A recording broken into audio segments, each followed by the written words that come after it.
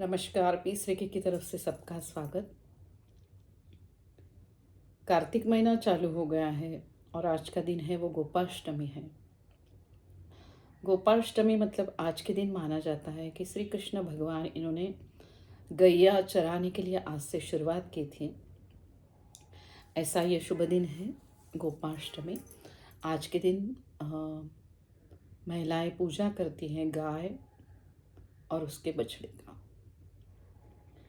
और उसको चारा खिलाती हैं। ऐसा ये महत्व का दिन है। कार्तिक के महीने में शुक्ल पक्ष में जो अष्टमी आती है उसको गोपाष्टमी कहा जाता है। उसके दूसरे दिन होती है आमला नवमी।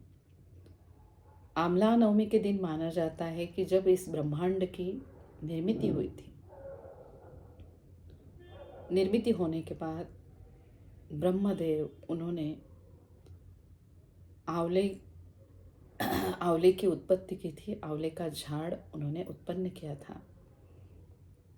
ऐसे माना जाता है कि आंवले के झाड़ में विष्णु तत्व है। साक्षात भगवान विष्णु जी इसमें रहते हैं और महालक्ष्मी भी इसमें है। ऐसा यह बहुत पूजनीय आंवला वृक्ष है। आंवले के बेनिफिट हमें पता है। आंवले से क्या क्या फायदे होते हैं। आंवला फल को हम अमृत फल बोल सकते हैं। संजीवनी प्रदान करने वाला फल। उसकी पूजन करते हैं आंवला नवमी के दिन। आंवला नवमी के दिन आंवले के झाड़ की पूजा करते हैं। उस दिन आंवले के पदार्थ खाते हैं। कुछ नहीं तो आप आंवला खा सकते हो, आंवले का जूस ले सकते हो। और इसका महत्व क्या है? इस दिन सुहागन आंवले के झाड़ की पूजा करती है। अगर आपके पास आंवले का झाड़ नहीं है, आपकी जो भी रोज की पूजा है वो होने के बाद आप आंवले का दीपक लगा सकते हो। दिया लेकर उसमें आंवला रखकर उसके ऊपर आप फुलवाती, घी की वाती बनी होती है, उस बाती को लगाइए और श्री विष्णु जी का नाम लेके उनका जाप करके आप वो भगवान विष्णु को स्मरण करके उनको अर्पण कीजिए। आप जाप कर सकते हो ओम नमो भगवते वासुदेवाय, श्री कृष्ण गोविंद हरे मुरारी, श्रीमन नारायण नारायण। ये जप करके आपको ये दिया श्री विष्णु उनका स्मरण करके उनको वहाँ पे जलाना है। और आप ऐसे दीपक का दान भी कर सकते हो, ब्राह्मणों को दान कर सकते हो, किसी को भी आप ये आंवले का दान कर सकते हो। जिसे बोला जाता है कि आंवला दीप दान। कोई आप अच्छा दिया लेके, नया मिले तो बहुत अच्छा है, नया दिया लेके उसके ऊपर आंवला रखकर फुलवाती जलाकर आप ये दीपदान कीजिए। देखिए, रेकी और अध्यात्म इसका बहुत नज़दीक का संबंध है। ये सब जब हम कर्म करते हैं इससे हमें बहुत अच्छी रेकी मिलती है। हमारे 7 चक्रों में जागृति आने लगती है। एक एक दिन ऐसे लगता है कि बहुत महत्वपूर्ण है।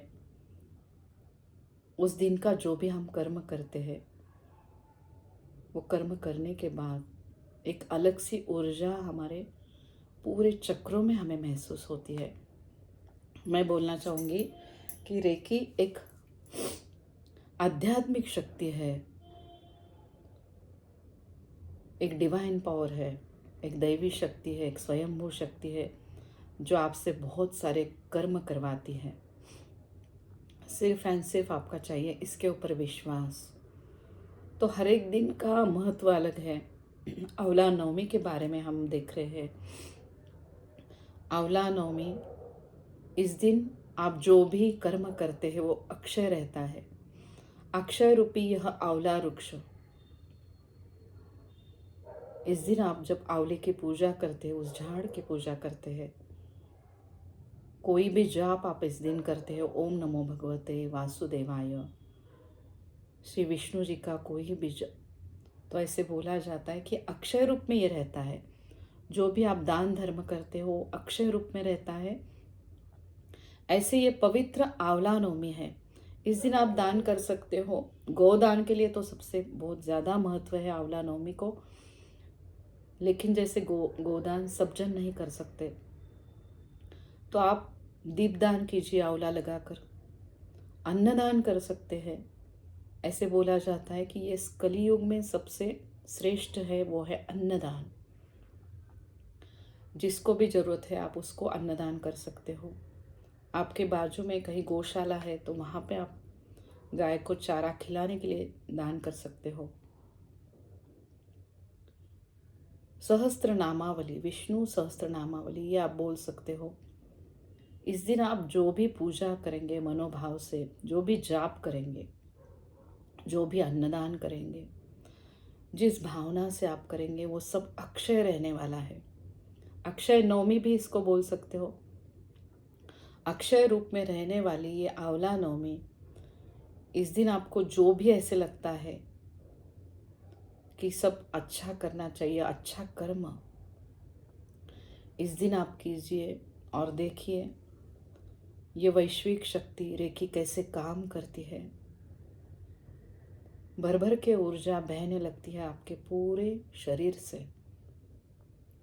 7 चक्रों में आपको जागृति महसूस होती है। ऐसा आंवला नवमी, इसका महत्व। आंवले का फल जिसमें है संजीवनी तत्व। आयुर्वेद में इस आंवले फल का बहुत महत्व है। कल्पवृक्ष जैसे हम नारियल का पेड़ को बोलते हैं, वैसे मैं बोलना चाहूँगी कि आंवले का वृक्ष भी एक तरह का कल्पवृक्ष है। रोज आंवला सेवन करने से, चरक संहिता में बोला गया है, च्यवनप्राश रोज लेने से हम दीर्घायु होते हैं। पूरे साल आपको आंवला लेना चाहिए, जिससे हमें सब बीमारियों से हम दूर हो जाते हैं। अमृत फल है ये आंवला, तो इस दिन आप जरूर आंवले का सेवन कीजिए। आंवले का वृक्ष है तो वहाँ उसकी पूजा कीजिए। इस दिन ऐसे माना जाता है कि विष्णु तत्व उसमें रहता है। साक्षात श्री विष्णु और श्री महालक्ष्मी इस आंवले के झाड़ में रहते हैं। इसी दिन नहीं, मैं तो बोलूँगी हमेशा के लिए, जिनके घर में हमेशा रोज आंवला लिया जाता है, ऐसा ये पूजनीय अमृत फल देने वाला संजीवन फल है। रोज आप आंवले का सेवन कीजिए।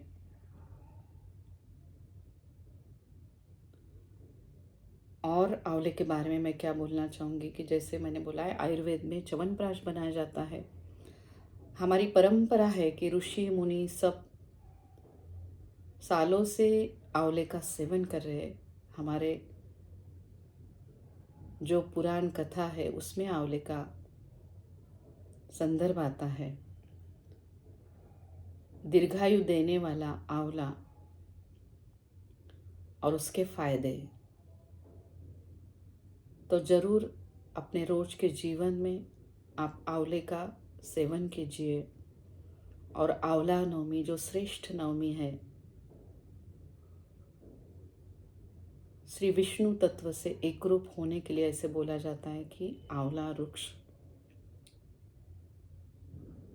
इस आंवला वृक्ष की पूजा करते हैं आंवला नवमी के दिन।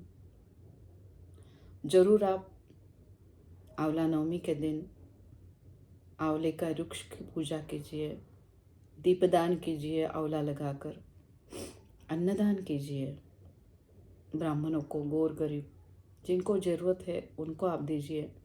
गौशाला है तो वहाँ पे आप चारा खिलाने जाइए। रेकी एक वैश्विक शक्ति, विचार करने वाली शक्ति, आपको भर भर के ऊर्जा प्रदान करने वाली ये शक्ति जब आप जीवन में लेके आते हैं, उसी क्षण से आपका जीवन खुशहाल होने लगता है। रेकी एक ऐसा आशीर्वाद है, हर एक ने सीखना चाहिए। हर एक ने रोज रेकी इस शक्ति को घर में बुलाना चाहिए।